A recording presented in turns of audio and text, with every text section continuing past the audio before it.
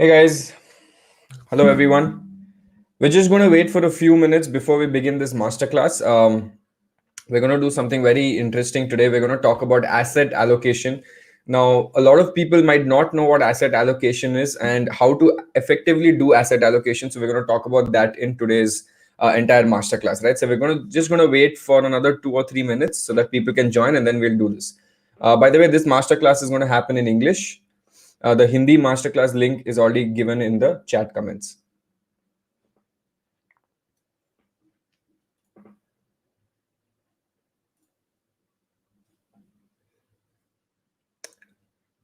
How's everyone doing on a weekend? Hi Beena, how are you? Hi Rajesh.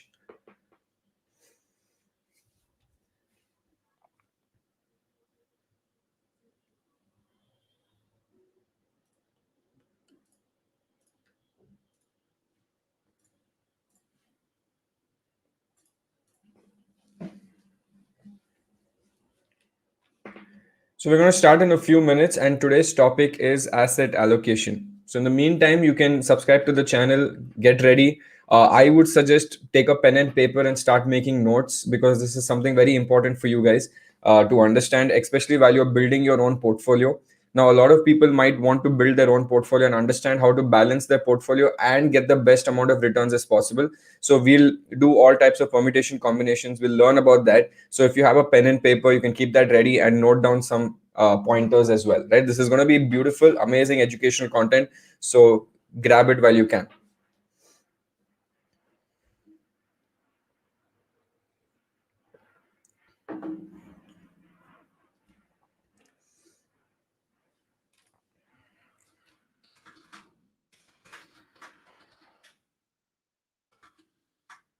Just waiting for a few minutes for people to join.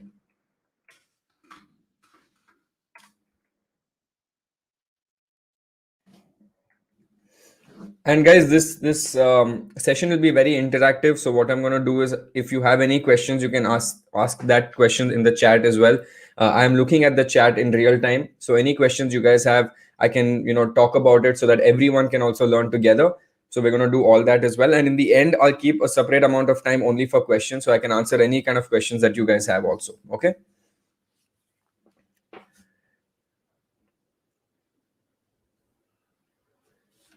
We'll start in another minute or so. I would say if you're new to the stock market, you should definitely take some pointers, make some notes. This is very, very, very valuable content that I'm going to show you today, and I'm going to try to make it as simple as possible for everyone. Okay, so it's going to be very, very, very simple. So even if you're a beginner, you'll understand how to do this. Right? We're going to talk. Today's session is about asset allocation, and I'll tell you exactly what all that is. So don't worry about it. Yes, Pradeep, I'm just waiting for a few people and then we'll start, yeah? No worries.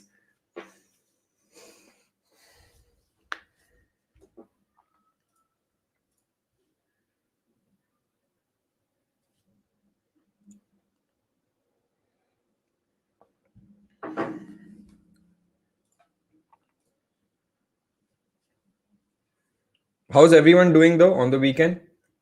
Hope everyone's enjoying. I'm really glad that all of y'all are on the weekend coming and learning today. So this is very, very, very interesting that so many people want to learn, especially on a weekend where a lot of people can just go Netflix and chill. But I like that all of y'all are coming here, getting educated, and there's so much education that's being imparted here, so much knowledge that's coming your way. So I hope you guys are excited for that. It takes a lot of effort, by the way, to make a massive presentation like this. So the Groww team has taken a massive effort to make this. So what I'm going to do is we're going to go through this entire journey together for the next 1 hour, and we're going to learn as much as possible. Any doubts, any questions, you can let me know. Okay. So are you guys ready? Let's start. Are you guys ready? Okay. Chalo, let's begin. I'm going to share my screen. Hi, Aditya. How are you?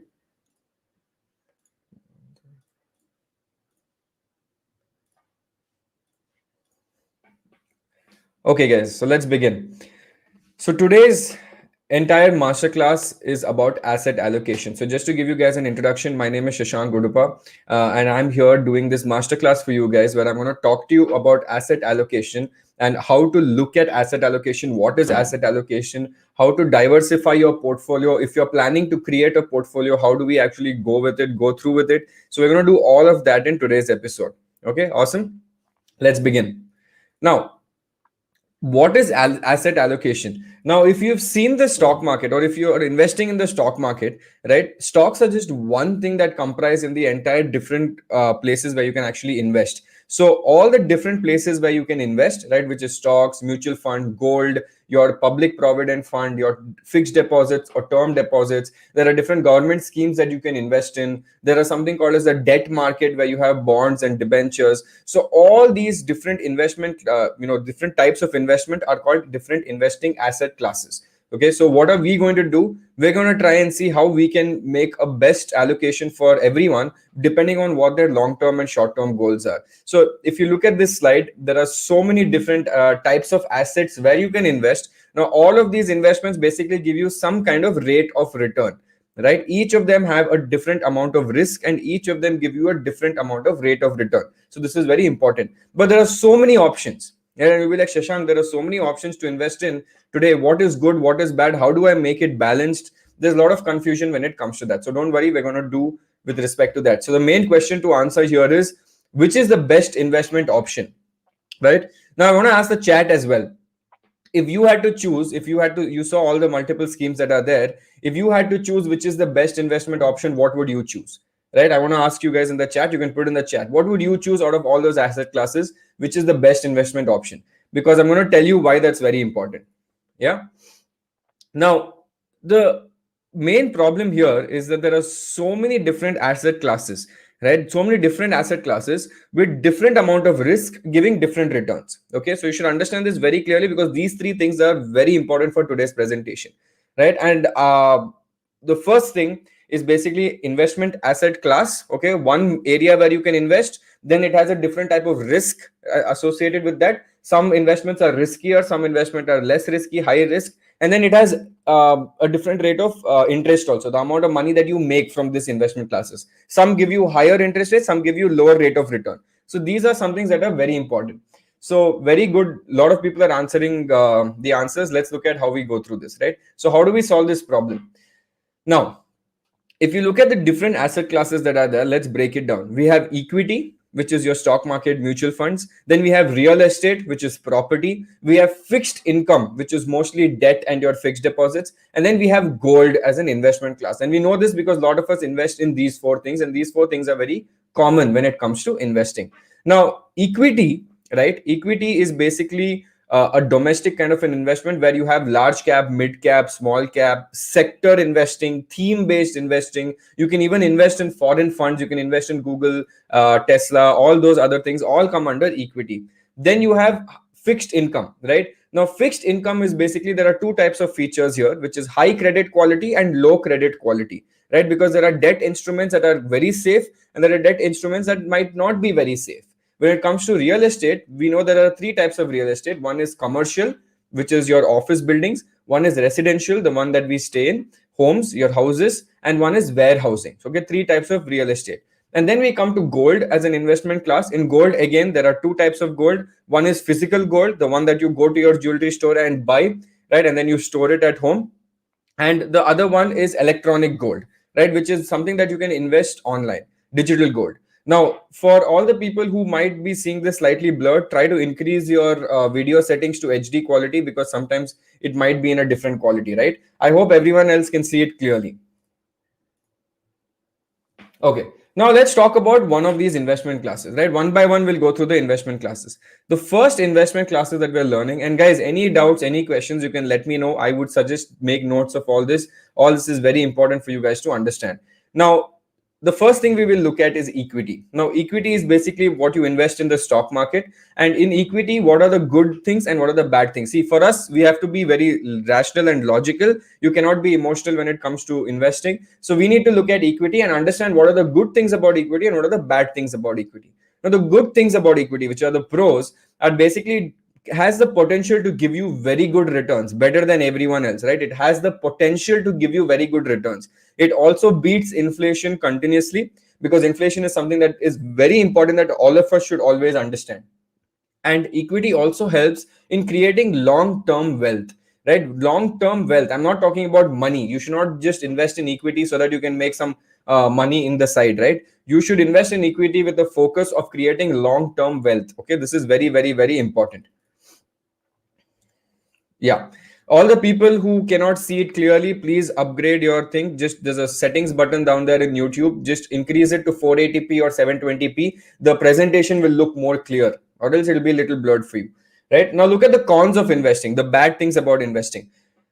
Stock market investing, especially in equity, is slightly more riskier in nature compared to the other investment classes, right? If you invest in equity, it's slightly more risky. And also when it comes to equity, we've seen a bull market, we've seen bear market. We know what both are. You've seen in the equity market sometimes that suddenly that everything is going up and suddenly everything is going down. So timing is also very important when you invest in the equity market. And the last thing is that the equity market is very, very volatile. What do I mean by very volatile? It can go up and it can go down also at the same time. So it is always like this, right? Stock market is like this. If you have seen the Sensex or if you have seen Nifty, it never goes up like this in one way. It always goes up, down, up, down, up, down, but slowly it goes upwards always, right? So that is what equity is. So you should understand what equity looks like. Now, let's look at some of the returns in the equity to understand how we work with this. Now, this has been taken from NSE India. Now, we're looking at the performance of Sensex from 2006 to 2021.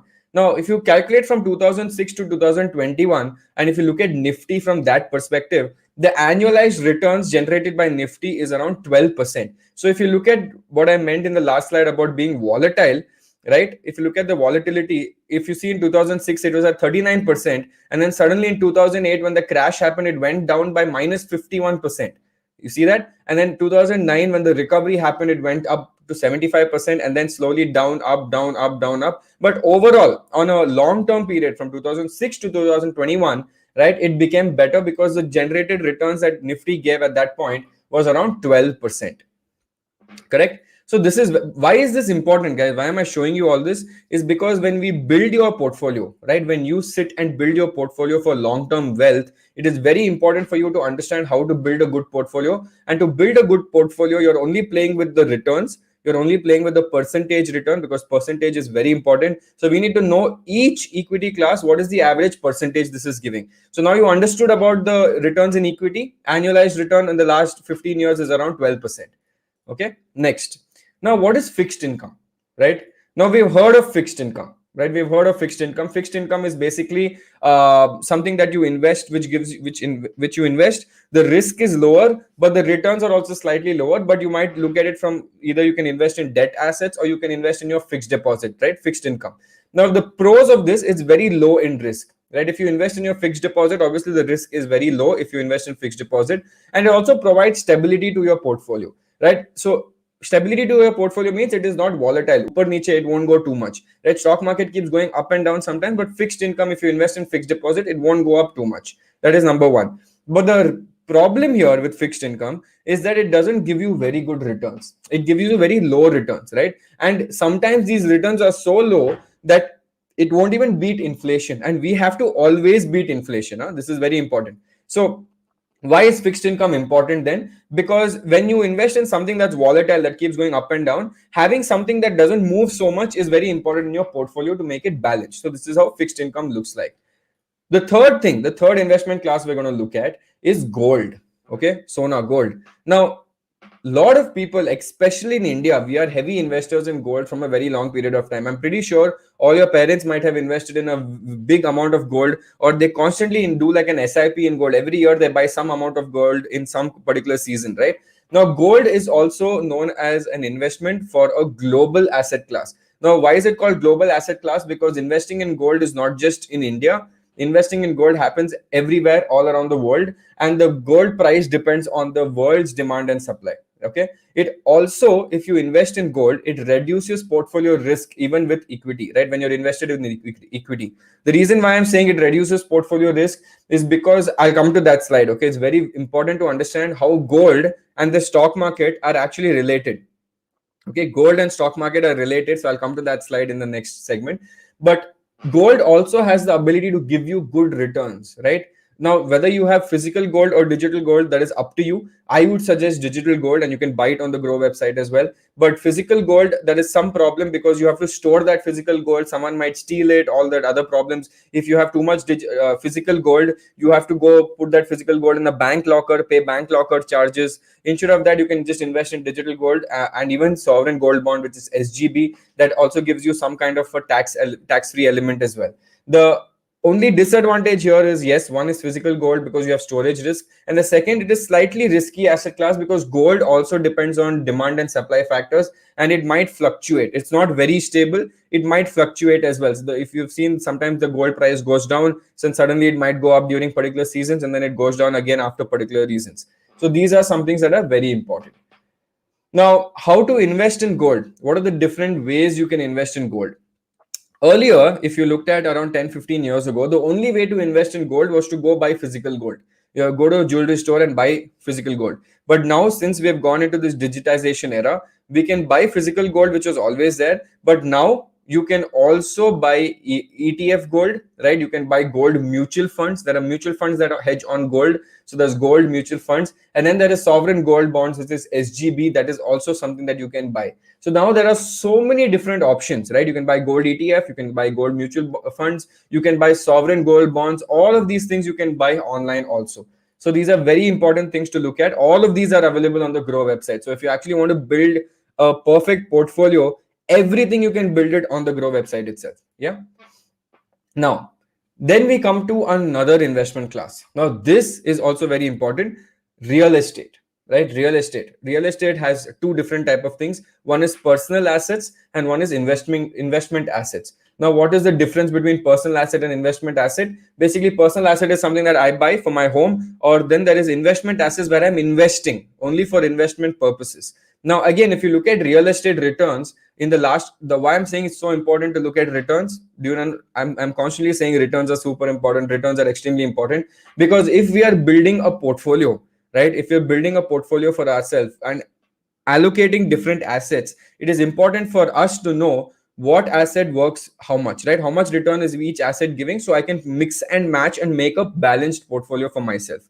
Now, if you look at real estate returns, okay, and this is the returns, if you see how it has gone from 23% in 2011, and if you look at it in 2020, the returns have only been diminishing, right? Every year, the housing rate, real estate expected returns are actually going down. So if you see in June 2020, the real estate market had gone down. It was at 2.8%. And even in the last few years before 2020, it was hovering around 5 to 7%.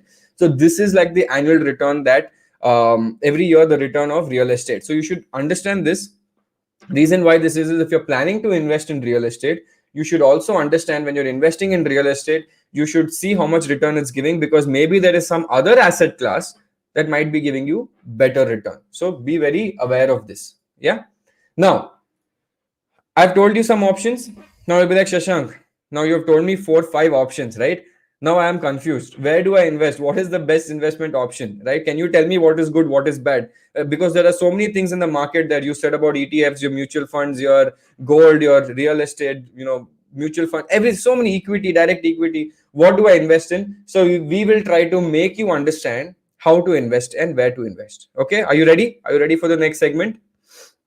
Awesome. Again, I hope you guys are learning all this. Please make notes of this so that you can use this while investing, right? You should understand all the different investment classes and the returns of each investment class.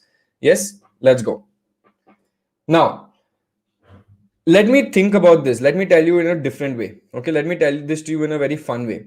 Now, our life is basically, it seems quite simple, right? With these 4 options, and we'll start whenever there's 4 options. Remember, I asked you this question in the start, right? I asked you which would you invest in. A lot of people said stocks, right? Why? Because stocks gives the most amount of return. So everyone said stocks.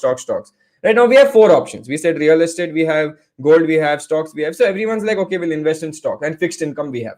So you said we'll invest in stocks. But if you're building a balanced portfolio, stocks is not the only way to go. We have 4 options. How do we choose each? So let's do that. Now, assume you're making your own cricket team, right? Would you pick all batsmen when you're making a cricket team? Because batsman is scoring a lot of runs. Would you pick only batsmen? No, right? You can't pick 11 batsmen in your cricket team just because you love batting and its batting is awesome. So just because you like stocks, you can't put everything into stocks, right? Similarly, from that example, if you're actually building your own cricket team, you need a mix of everything, right? You need little bit of batsmen, you need little bit of bowlers, you need wicket keeper and some all-rounders as well, right? That is what makes a balanced team. If you have only batsmen, that is not a balanced team. So you need to have equal amount or specialists, right? 3 batsmen, 3 bowlers, 1 wicket keeper, some all-rounders. All of these will make you do a very good balanced portfolio, right? This is why it is so important. Now let me do this in full screen. You see this, right? Now this is the performance of investment classes, okay? Performance of different asset classes over a period from 2000. Let me tell you, from 2010 to 2019. Now look at this. If you look at 2010 to 2019, there are so many different asset classes. There's international investing, there's gold, there's large cap, there is government securities known as GSEC. I'm looking at 2019, right? GSEC.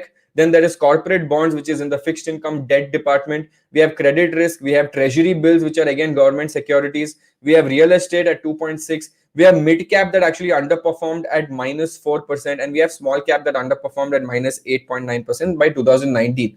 Now, if you look at this, it is very important for us to have a mix of both, mix of almost everything. Right now, you see that there are almost 9 to 10 different asset classes under them, right? Under each of it. So how do we choose and how do we invest and how to keep a balanced portfolio is something that we need to understand, right? Now, if you look at asset classes kept changing, that is one. But not only asset classes, even performance of different sectors change over the years.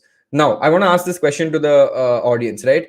Why do you think performance of sectors change? What influences the sector performance to change? Can someone tell me? There are few triggers that happen in the stock market that make the sector look attractive or non-attractive, right? There are few triggers. Can someone tell me in the chat what these triggers are? Now, if you look at this chart, which is again from 2010 to 2019, you will see that suddenly there are some different sectors doing different kind of returns. There are some sectors that perform really well and some sectors that don't perform really well. Now, if you look at 2019, the BSE consumer durable sector did really well, right, which was among the best sectors at that year. And the worst sector was basically metal sector at that time. Why? Metals didn't do well in that period in 2019. But me and you both know in 2021, early 2021 in Jan, the metal sector did really good rallying because a lot of investment was coming in the infrastructure space. Yes, so Siddhartha Kulkarni is also saying something which is really right. Sometimes what happens is market condition changes, government policies will change. Then the budget came. We also have PLI schemes that is coming out with the government where they're saying if people invest in this, we will give you some exemptions. So suddenly what happens, different policy changes, different global economic changes. And what do I mean by global economic changes? If you remember when COVID-19 happened, China went into a lockdown and China shut down. So all the exports from China reduced. When that happened, India became the second hub to export. And everyone said we cannot go and buy raw materials from China. Let's go to India. And that is when Make in India push happened. And when that happened, you saw that suddenly we saw a rally in pharma sector. The chemical sector did really well in early 2020 when COVID happened. Why? Because India became the new hub. Now, that was only because of global economic factors, right? There's only because of global economic factors. So this is why I'm saying it's very important to look at how different asset classes performance will change with respect to the sectoral change as well. So we need to look at what are the next big sectors coming up in the next few years, right? So we can understand, okay, this sector might do really well for the next few years, or this sectors might not do well for the next few years. Interesting, right? There's so many different things to look at when you're investing when you're building your balanced portfolio. Now, let's look at asset allocation, right? Now, in a normal given market condition, every asset class performs differently, right? In a normal market condition, if you're just looking at a market, every asset class will perform slightly different. Now, if you look at recession, okay, what happens during a recession, guys? 1 second. Yeah, sorry. What happens during a recession? Now, during a recession, in a recessionary cycle with equity markets usually go down, right? Whenever recession happens, what happens? The market is not moving much. The market is mostly on a downward trend. It's in a bear market, not in a bull market. But when equity markets are going down, do you know that gold starts going up? Right? Remember, I told you that there is a relation between gold and equity. right? The relation is inversely proportional. What do I mean by inversely proportional? Whenever equity market goes down, gold tends to go up, and whenever equity market goes up, gold tends to not go up so much, or maybe go down also, right? So always look at that from a thing, right? Negative correlation is there between these two asset classes. So it is very important. So in recession, if I ask you guys, where would you invest or where would you allocate in the recession, you would not invest in the equity market. You would be like, I want to invest in gold because it's a safe asset class, and now gold is doing well and it's giving me good returns even in a bad market. Why? Because returns are extremely important and you have to beat minimum inflation. Now, in the same economic scenario, debt portfolios with high credit quality will perform better than debt portfolios with low credit quality. Okay, now what I'm saying with this, debt is basically what do you call this? Debt investments, right? Which are basically like corporate bonds. There are bonds which are very good, which are AAA rated, amazing, awesome, very stable, very good from big companies. And there are bonds that are not very good with low credit quality.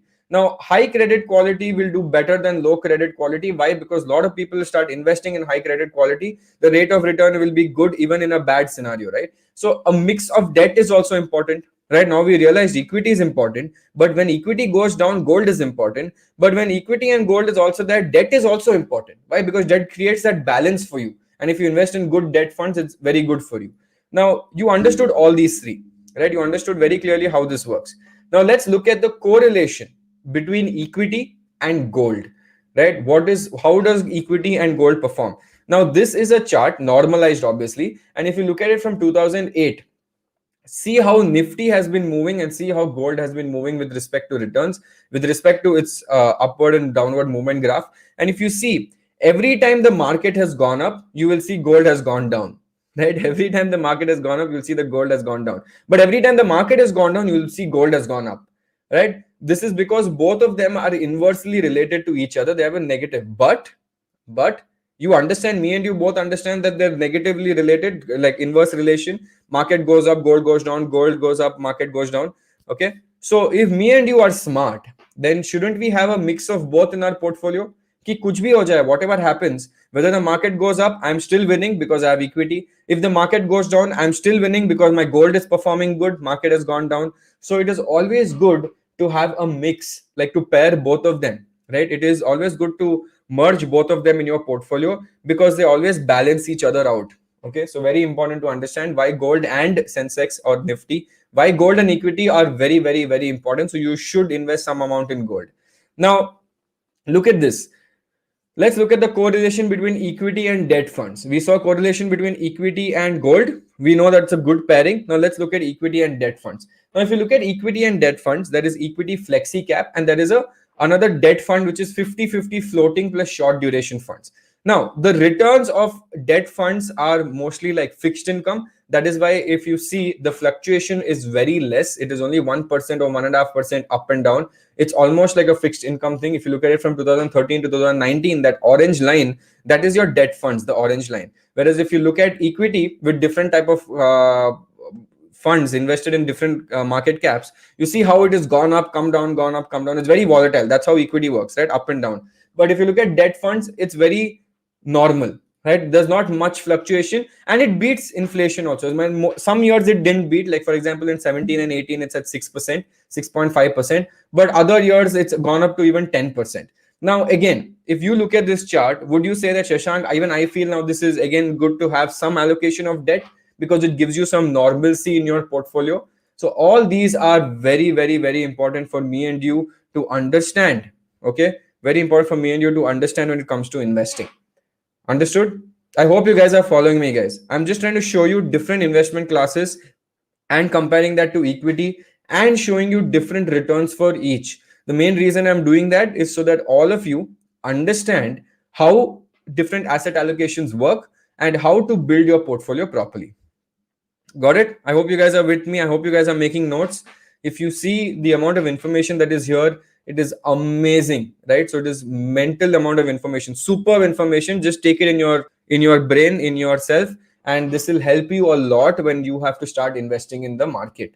Okay, can you give correlation between, Ashutosh Nair is asking. So I just showed that. I'll show it to you again, Ashutosh. This is the correlation between equity and debt, Ashutosh. right? So basically, if you look at the correlation, debt is more like fixed income, so it won't fluctuate too much. It is a very stable hedge for your equity portfolio. So equity upar niche will keep going up and down, right? But debt portfolios keep like this. Even gold actually goes up and down a lot more than debt funds, but gold is always inversely proportional to equity. So having a good mix, right? It is like you making your mix, having a good mix, and I'll show you how. Okay, I'll show you a nice image, and then you'll understand what I'm saying, right? So what is the benefits of asset allocation? Now you should be like, Shashank, why are you telling me to do this asset allocation? Why is it important? Now, asset allocation, basically, if you invest in different asset classes and you make a portfolio is basically your investment, right? If you invest 1,000 rupees into something, where are you investing this 1,000 rupees? Is everything stocks, or is 1,000 rupees may say 100 rupees gold, maybe 200 rupees is debt, and then 700 rupees is equity? That is your portfolio. How are you building that portfolio, right?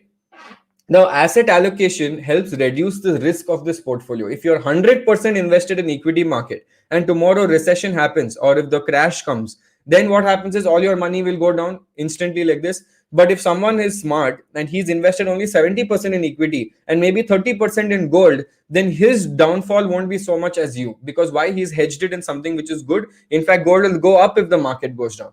So always investing in different types of asset allocation strategies should definitely be adopted with you. Either you have two approaches. Okay, so someone is saying what should be the percentage of each class? Should it depend on age criteria? It depends on a lot of things, right? We will look at two different ways. Now let me show you one thing that it depends on. Now, strategic asset allocation. Okay, there are two things. One is strategic asset allocation with full strategy. One is tactical allocation. One is tactical means smart. Okay, like this. One is strategic, which is long term, and one is tactical, which is slightly short term. Now, strategic allocation is something that you build for a long term approach. You want to build an emergency fund. You want to just simply save money for a long period of time because you just want money in that bank account. And then there is something which you want to take advantage of market cycles. Now, if you're seeing suddenly the pharma sector is going up, I want to take advantage of this. I want to see that this equity is doing well and gold is not doing well. I want to take advantage of this. That is tactical allocation, right? And how do we allocate this? This is how it looks, right? One is strategy, which is long term, and one is tactical, which is you moving your different investments, right, to give you good returns. Whatever is if the market is doing bad, then I want to invest more in gold. If the market is doing well, I'll invest less in gold and more in the equity market. If equity market is doing bad, maybe I'll go invest some amount of money in debt funds. Depends, right? So all these things are very important. Now, one of the important things for you to understand is to how to build a portfolio, right? So Suyog had just asked, what is how does it depend, what percentage you put in each? Does it depend on age? So I mean, there are very multitude of factors for you when you're building a portfolio, but ideally what we should look at is what are your goals. Okay, always when you're building some portfolio or you're planning to save money, you need to make a goal. Okay, whether it is a long-term goal that maybe, Shashank, you know what, for mental peace I want to save money. Great, that's a long-term goal. Then you'll be like, no, Shashank, you know what, I want to go buy a house in the next 7 years, so I want to build a portfolio for that. Okay, makes sense. You want to build a portfolio for that. Then there is short-term goals. No, Shashank, you know what, in the next 3 years I have to buy a car, right? I want to buy a small car under 10 lakhs. I want to build a goal for that. No problem. First you need to do, and you can have multiple also. I can want to buy a car, and I maybe want to buy a house, and I just want to keep money in my bank balance for maybe my future. All that is fine, right? But you need to make a goal, because each goal will make you invest differently. You cannot invest everything with the same amount for every goal, right? So I'll take some questions in the end, but very good questions are coming across, right? Now, if you have a short-term goal, right? If you have something that is very small, within 1 year, okay, 6 months, 3 months to 6 months, 6 months to 12 months. Now, understand the logic behind this. Assume in the next 12 months, you're saying, I have a goal where I want to take one small vacation. I haven't taken a vacation at all. I want to take my family and go for a vacation to somewhere in India. It cost me 1 lakh or 1.5 lakhs, right? Now you have this 1.5 lakhs, but you don't want to make it sit in the bank account. You want some returns. Yes. So when you want to do those returns, you don't want the money to go away, right? When you're investing the short-term funds, for you, it's more about wealth preservation, right? Not about wealth growth. Because if you invest in stock market and tomorrow the stock market goes down, then won't that be bad? Your vacation will be gone. Like, you have to stay in a smaller hotel. Then you can't stay in a very great hotel. So what you should do when you're investing in short-term duration, 3 months to 12 months, you can invest in these debt funds, debt mutual funds. So go to the Groww website. There is mutual fund section there. Under mutual fund section, you can choose the debt mutual funds, and there you will see low duration funds and ultra short duration funds. So if you want to invest and grow, keep your money somewhere invested for the next 12 months or 6 months, then you should go for these debt mutual funds. Why? Because then these are like fixed income, right? So even if the stock market goes down, you can still go for that vacation. That is why this is important. Then you have medium goals. What is medium goals? Now maybe medium goals is like, you know what, in the next 7 years I want to buy enough, I want to keep enough money so that I can put a down payment on my house. Or maybe I want to buy a house, so I want to keep some money for that. Medium term goal, 7 years. Now when you're doing that, you should have a mix. Okay, you should have a mix of equity and debt. The reason why I'm saying you should have a mix of equity and debt, if it's a very long term goal, if it's 5 to 7 years, then you should put slightly more amount into equity, right? The reason why I'm saying slightly more amount, because on a long period of time, over a long period of time, equity has always done well. Okay, so over a long period of time, equity does well, so you can invest in equity.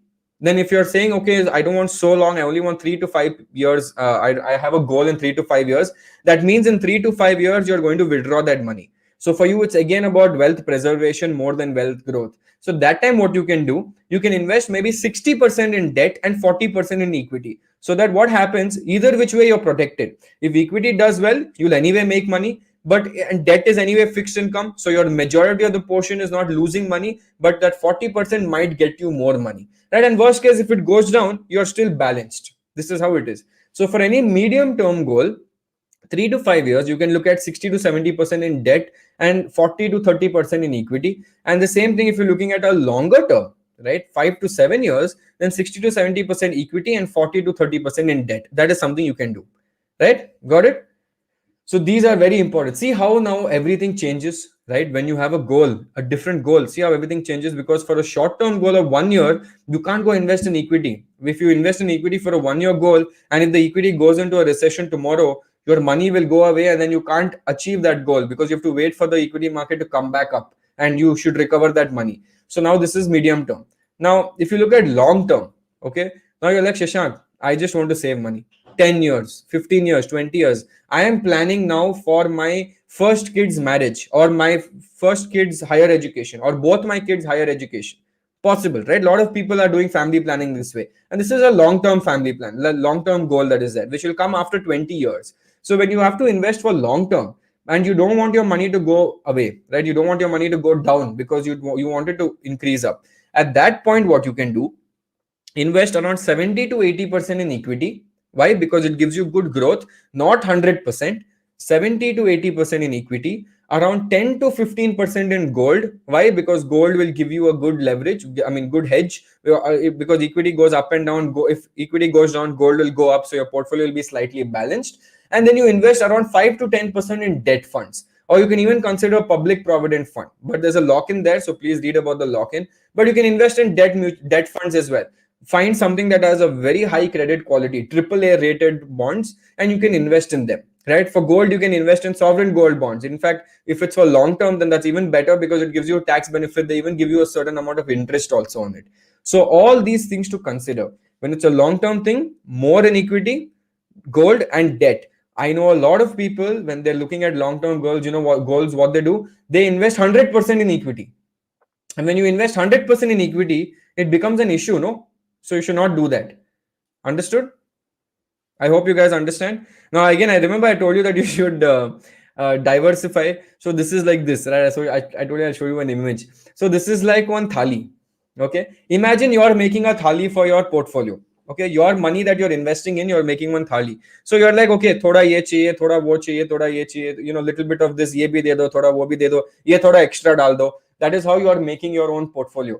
Depending on the goals. Agar if you're looking at a long-term goal, then you'll put more of something. If you're looking at short-term goal, you'll put more of something else. So this is how you build your portfolio. So there are two types of portfolio. One is your core portfolio, and there's one more called satellite portfolio, right? One is core portfolio and satellite portfolio. Don't worry, I'll show you both. I'm here for that only. Okay. Now, core portfolio. Okay. Now, core portfolio is your main portfolio where you're putting 70 to 80% of equity, right? 70 to 80% of your equity is going into core portfolio. Now, when you're going into core portfolio, you'll be like, Shashank, where do I invest? Do I invest directly in equity? Maybe I don't have the time to sit and do direct equity. I'll go for mutual funds. I'll be like, okay, very good. Go for mutual funds. No problem. But then you'll be like, Shashank, mutual funds also, there are so many mutual funds. There are large cap mutual funds. There's multi cap. There's mid cap. There's tax saving ELSS mutual funds. So how do I select and what do I do? So let me show you math again. Right? Every time we're in doubt, we will do math. Simple logic. Okay, data. We will only tell data how will data guide us. Now let's assume two investments. Let's assume that first investment, I'm doing 9,000 rupees SIP, but I only invest this 9,000 in one fund. Okay, I'll either choose large cap fund, I'll choose mid cap fund or multi cap fund.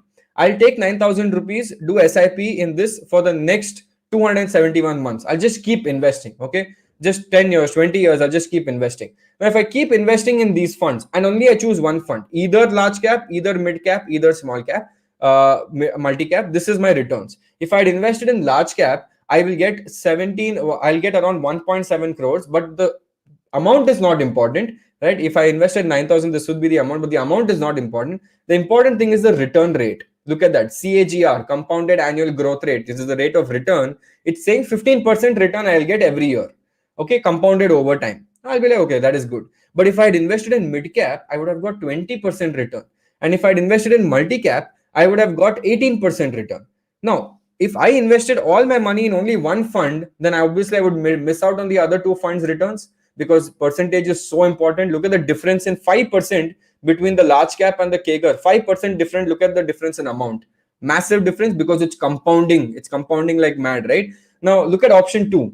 Option 2 says that same 9,000, you divide 3,000, 3,000, 3,000 into each of them, and you invest in all three funds, right? In each fund you invest, and you have all the three. How will it look like? So if you invest in all the three, then the market value of your portfolio of three funds would be around 2.77 crores. Again, money is not very important. Look at the percentage. The CAGR percentage now you would have got is 18%, right? So if you're only invested in the first one, which is the yellow one, which is large cap, you would have got 15%. But if you had invested in all three, you'll get the benefits of all three and you get 18%. So basically you're diversifying into different mutual funds, right? Basket of funds, this is called. So you find good mutual funds and start investing in them depending on your long-term goals or short-term goals. This is how don't put it in a single fund is what we're saying. Always try to diversify as much as possible. And while you're diversifying, even in your core portfolio, don't forget, we said you have to add gold and then we have to add debt also. So in your gold also, you have to add in your core portfolio. Now, if you do, look at the difference. If you do all equity portfolio and if you do gold plus equity portfolio, you want to see how it works, right? If you put all your money into equity, which I told you, a lot of people do this, 100% invest in equity, but it's so volatile up and down. Or you do 70% equity, 30% gold ETF, which again can be bought online. So if you do both of this, this is how the graph will look. The blue line is all equity, okay? And the orange line is 70% equity, 30% gold. Do you see a lot of difference? This is both. If you're invested 100 rupees, right, in both of them in 2007, this would be the returns. At the end of 2020, your all equity would be 607, but your equity and gold would be 675. In fact, you investing in gold is giving you slightly more returns than you investing only in equity, right? As I said, we will only look at data and make decisions, and these are the data that's coming across. So if you look at that, now wouldn't you say that investing 100% equity doesn't look so attractive? I think I should keep a mix of both. Always have a little bit of gold, and this is gold ETF, something that you can just buy online. You don't even have to go to a physical store, especially COVID time, so you don't want to go out, no problem, right? So this is basically how you invest. Got it? Now I will take questions. First, I want to understand, did you guys understand? Did you guys learn? Were you guys able to understand properly everything? Yeah, I'm going to take some questions now. So any questions you guys have, you can let me know. Yeah, any questions you guys have, you can let me know. But did you guys learn is the big question. Did you guys learn a lot? I know this was a power-packed episode. This is what I told you in the start. I told you right at the beginning, this is going to be a massive knowledge-packed episode. with so much information about each asset class. And I think by the end of this session, you exactly know what is the equity returns, what is gold returns, what is debt returns, what is real estate returns. And tomorrow, now you've automatically, after this presentation, you as a person have automatically become a very good manager to manage your funds. Right now, tomorrow, if I say, take 10,000 rupees and start investing, now you can actually tell people, you know what, wait, don't put everything in equity. I think you should put 5% in gold. What is your goal? The first question to ask anyone who's investing money, right? Don't ask them how much money you want. That is not the correct question. The first question is, what are you saving for? Are you saving for a short term, medium term, or a long term goal? Now, if that person says, I want to save, Shashank, for long term because I want to, spend for higher education for someone else, then your whole idea now, okay, I know how to do it. 70% equity, 10% gold, another percent in debt funds. Just take this basket, keep investing. Equity, maybe what to do. Even in the equity, you want to diversify into different mutual funds, not just put in one mutual fund, right? Do it in different mutual fund, large cap, mid cap, multi cap, small cap. I don't know, whatever you can, right? Because you are now smart. But at least I know for a fact, all the people who watch this episode today, if I tell you how much, take 1 lakh and start investing it, you will not be like, yeah, sab kuch equity mein dal do, put everything in equity. That is not the right approach. The smart investment planners plan everything backed by data. That is something that we have done. We have backed everything by data. So back it by data and then start investing. Look at history, right? Stock market, every asset class has been there for more than 25 years. So let that derive your future. Got it? So I told you it was a power packed episode. That's why I say always write it down, because there's so much knowledge that comes here. And now you guys have got this knowledge. So I hope I could put it in a very simple and easy format for everyone to understand. I try to go a little more deep into it and try to break it down for you with simple logic. So I hope that understood. Yeah. Yeah. Now we'll take questions, guys. Thank you for being so patient with me. We'll take some questions, some interesting questions.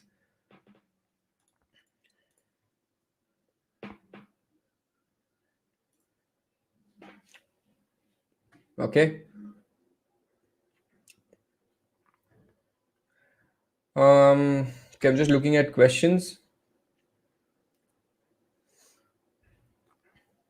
Okay, so there's an interesting question by Nilav Chakrabarti.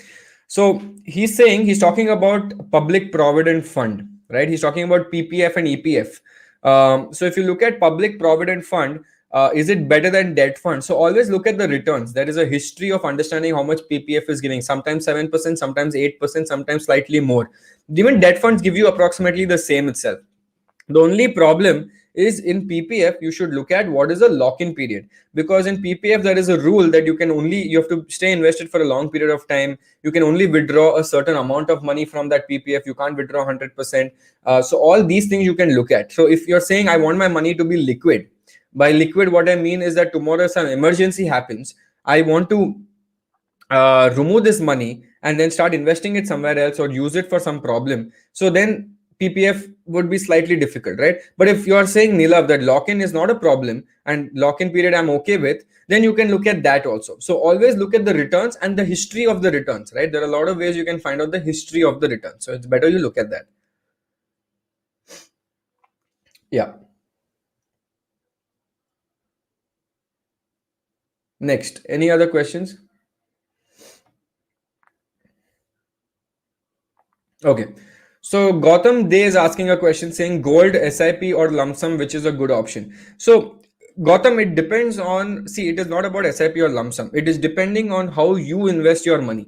So for example, if you're doing SIP in equity, then you should just do your SIP in gold also, right? If I'm investing 1,000 rupees in equity, then I'm keeping 10% in gold. So I have to put 100 rupees there, 900 rupees in equity.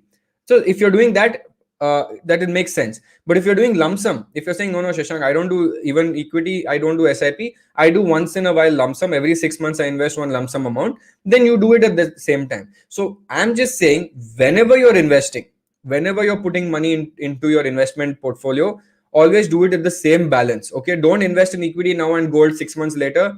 That will make it a little weird, right? It won't give you the perfect benefit. Hope that answered your question, Gautam.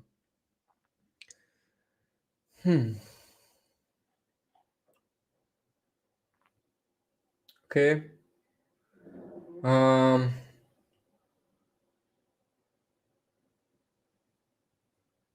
I'm just looking at some questions.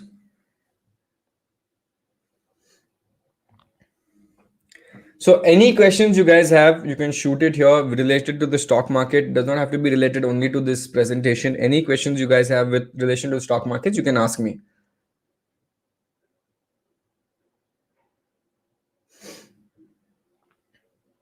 Okay, so this is something interesting. Let me clear this. So Ashutosh Nair is saying in mutual funds, you said there's something known as flexi cap. In itself is a basket of other types.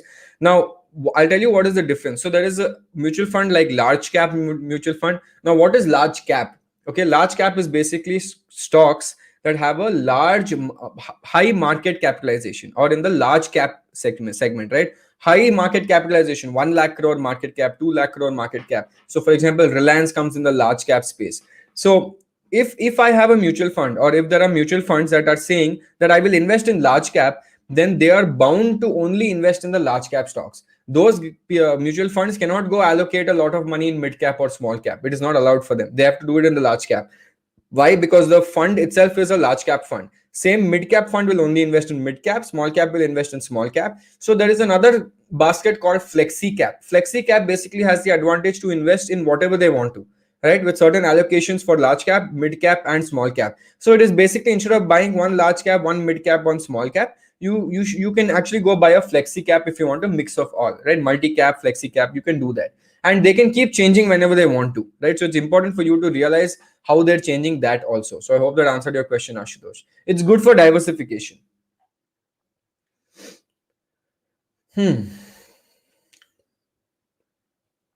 Okay. Okay, so Sahib Pal is asking, mutual funds or direct stock, which one is better for beginners? So for beginners, for people who are still learning about the stock market, I would prefer mutual funds. Why? Because there is an expert handling the money. Because you are not an expert, if you invest in something without knowledge, then you might lose wealth. And we are not in the business of losing money, we're in the business of making wealth.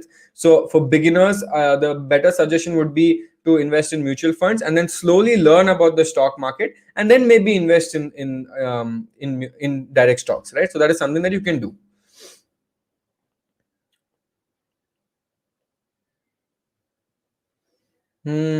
What else?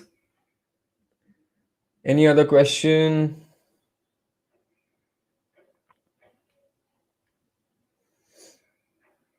Okay, there's one question saying, is it safe to invest all my amount in Groww? So, guys, this is a very common misconception. So, let me clear this out. So, Groww is a broker, right? So, if you invest you're investing all your money through Groww. Okay, you're not investing all your money into Groww, you're investing it through Groww. So, all your money is 100% safe. Whatever happens tomorrow, your money is safe, because all your money, all the record of whatever you're buying, whether it's stocks, whether it's gold, whether it's mutual funds, all of these are recorded in with the depository participants, CDSL. So they have all the information, so nothing will happen to your money, so do not worry about that, right? So don't think that if you're investing in Groww and if something happens tomorrow, all your money will go. That is not the case. Okay, so don't worry about that. The entire ecosystem of the stock market has been built in such a beautiful way that investors like me and you will not lose money through some technicality, right? SEBI has ensured there are multiple steps for everything. Hope that answered that question. Yeah. What else? Okay. So someone's asking, what is the difference between gold ETF and gold mutual fund? Both of them are a derivative of gold, means both of them follow what gold is doing. There's just a small difference, and it's not in gold ETF or gold mutual fund. It's a small difference between ETF and mutual fund, right? The difference is actually what is ETF and what is mutual fund. I've made a proper video on what are ETFs and how is it different from mutual funds. ETF versus mutual fund video is there on the Groww YouTube channel, so you can go have a look at that. But just to give you a brief idea about it, so ETFs are traded in real time on the stock exchange, so you can go buy and sell anytime. Mutual funds NAVs are only updated at the end of the day. So there's very minute differences between the two, but you should definitely, I've done a full video on it, so you can actually go check it out. It's very interesting. It's on the Groww channel itself. Yeah. What else?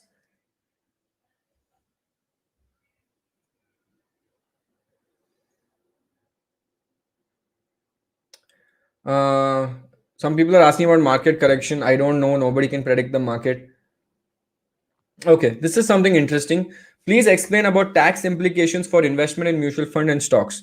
Okay, so guys, there are two types of tax for everyone to understand. There is short-term capital gains, also known as STCG, and then there is long-term capital gains, also known as LTCG. Okay, two types of taxes are there, and these are not income tax. This is capital gains. Okay, what is capital gains? As the name suggests, capital gain is whatever money that you invest, which is your capital, and whatever your gains are from that capital. Gains means whatever money you make from that capital is your capital gains. Okay, this is so STCG is basically covered under 111A, section 111A or 111A, and you are charged. Okay, what is STCG? It is short term capital gains. Now, short term capital gains is if you invested something. Okay, if you invested, say, 1 lakh rupees in something, right? And you got 10% return and you removed that money out within 365 days, within 1 year, under 1 year, you remove that money. How much did you gain from that capital? You invested 1 lakh, but you gained 10,000. Yes. So when you gain 10,000, then you have to pay tax on that 10,000, which is STCG, which is short term capital gains. You have to pay 15% tax plus surcharge and cess. Okay. So it comes up a little more than that, but that is how much you have to pay. But that is also offset with losses. In the same year, if you make loss of 1 lakh, if you make loss of 10,000, then you don't have to pay anything. That's how it is. It's only on your total net gain. The second type of tax that is there, whether it's mutual fund and stocks, it applies to both of them, is known as long-term capital gains, LTCG. Long-term capital gains means if you keep your money invested for 1 year and do not touch it, and after 1 year you remove that money. Okay, after 1 year you remove that money, then you pay long-term capital gains. Now, even the government wants you to hold for a long period of time so you can build wealth. Now, when it comes to LTCG, this is the best part. Now, until 1 lakh, up to 1 lakh of gains, okay, gains, I'm not talking about invested, I'm talking about gains. Up to 1 lakh of profit, you don't have to pay any tax, right? After 1 lakh of profit, you have to pay LTCG, which is I think, which is 10%, right? You have to pay LTCG, which is 10% up to 1 lakh. If you are investing in listed equity shares in a financial year, it is free. You don't have to pay any tax on it. Anything above that, you have to pay 10% tax with all the cess. Understood? So it is applicable for mutual fund also. It is applicable for stock. So in fact, if you keep mutual funds for a long period of time, you have to only pay 10%. And in that also up to 1 lakh is exempt every year. Hope that answered your question. Very good question, Pallavi. Chalo, I'll take one more question, right? Ek aur question I'll take. Let's take one more question and then we'll stop. Yeah.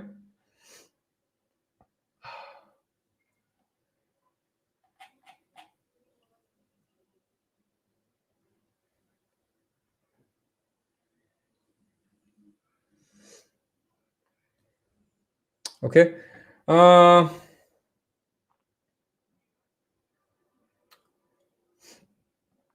So, okay, I think SK, this is something that we just spoke about, right?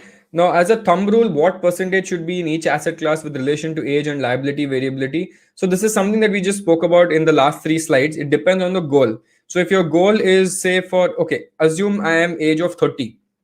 Okay, or I'm not 30, but okay, I'm 28. Assume you're 28, 29. For me, if I have to save for a long period of time, I have 60. I have to retire at 60 years. I have 31 years that I have to invest in. I have to stay invested in. So because I have 31 years, for me, it's more about wealth growth than wealth preservation. It is wealth growth. So I'll invest more in equity. Why? Because I wanted to do well, and with little bit of gold, little bit of debt, both, mix of both. But now, if my age is, say, 50, right, and I'm going to retire in 10 years, so I don't want that risk tomorrow. What if at the age of 60, on that 60th year, there's a bear market and the entire market goes down and I lose all my money? I wouldn't want that, right? And I have to wait for another 3-4 years for the market cycle to change. So if I'm 50, maybe I'll invest now more in debt. Remember that we spoke about 60% in debt, and then maybe only 30 or 40% in equity, and then 10% in gold, something like that. So if I have less time, again, my goal is shorter. Whenever there's a shorter goal, you invest more into debt. Whenever there's a longer goal, you would invest more into equity. Why? Because debt is slightly safe. You will not lose that money. Whereas in equity, there is a chance that it might go down, and then you have to wait for the market to turn again. Right? So I hope that answered your question, SK Pandey. Okay. Okay, guys. So that is it. Again, I want to recap. we spoke about asset allocation, the different types of investment classes that gave different type of returns over a long period of time, and we realized how to now invest in different asset classes. So again, I hope you guys learned today something or the other. Even if I could teach you something with like 5%, you could learn something new today. That means it is a good job done. There is another session happening today in Hindi, okay, which is about asset allocation at 12:30 in half an hour. So all the people who want to watch it in Hindi, you can go and watch it there. If you have friends who you feel, you know what, he should definitely watch this, share that link with him for the Hindi session and go through that as well, because this is golden knowledge. This is, always try to gain knowledge first before making money. Don't go running behind money. Always get knowledge, and that will help. So the link is already pinned in the chat in the description. So go watch the Hindi session. And I thank you guys for having such patience and listening to everything. This is me, Shahshank Udupa, signing off. Okay, see you guys. Bye.